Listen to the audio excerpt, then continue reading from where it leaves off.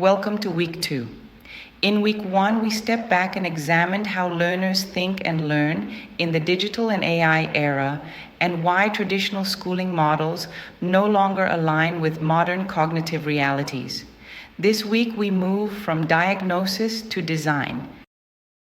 Because once we understand how learning has changed, the next critical question becomes, how do we design learning intentionally, rather than by habit or tradition? Week 2 is built around one core idea: learning outcomes shape everything. They determine how learning activities are designed, what kinds of assessment are possible, whether project-based learning is authentic or superficial, how AI tools can be meaningfully integrated, and whether learning is inclusive, transparent, and equitable. Poorly written outcomes lead to shallow learning, confused assessment, and misaligned course design, no matter how innovative the tools appear. In the digital and AI era, no single framework is sufficient. That is why this week introduces a tri-framework approach to learning design, Bloom's taxonomy, to ensure appropriate cognitive depth, the European Qualifications Framework to clarify levels of knowledge, skills, autonomy, and responsibility, DigComp 2.2 to embed digital competence as a core dimension of learning, not an add-on together. These frameworks allow us to move from content coverage to competence development. Many courses rely on outcomes that sound reasonable, but are pedagogically weak. For example, students will understand, learners will be familiar with. These statements are not measurable.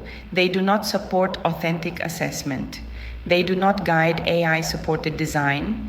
This week, you will learn how to rewrite outcomes so that they describe observable performance, clear cognitive demand, and real-world digital competence.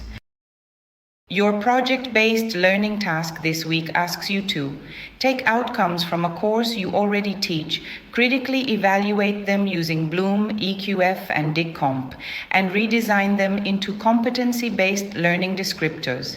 This is not a paperwork exercise. It is the architectural redesign of your course foundation, and it directly prepares you for project-based learning in week 4, authentic assessment in week 5, universal design for learning in week 6, and AI-supported course design from week 7 onward. Why this matters in the AI era? In an AI-rich educational landscape, clarity of learning outcomes becomes even more critical. AI can accelerate design, but only when intent is precise. If outcomes are vague, AI amplifies confusion. If outcomes are well designed, AI becomes a powerful pedagogical partner. This week teaches you how to plan backwards, so that pedagogy, assessment, and technology serve learning, not the other way around. As you work through this week, keep one guiding question in mind. If my learners achieved exactly the outcomes I have written, would that truly prepare them for the digital, professional, and civic realities they face?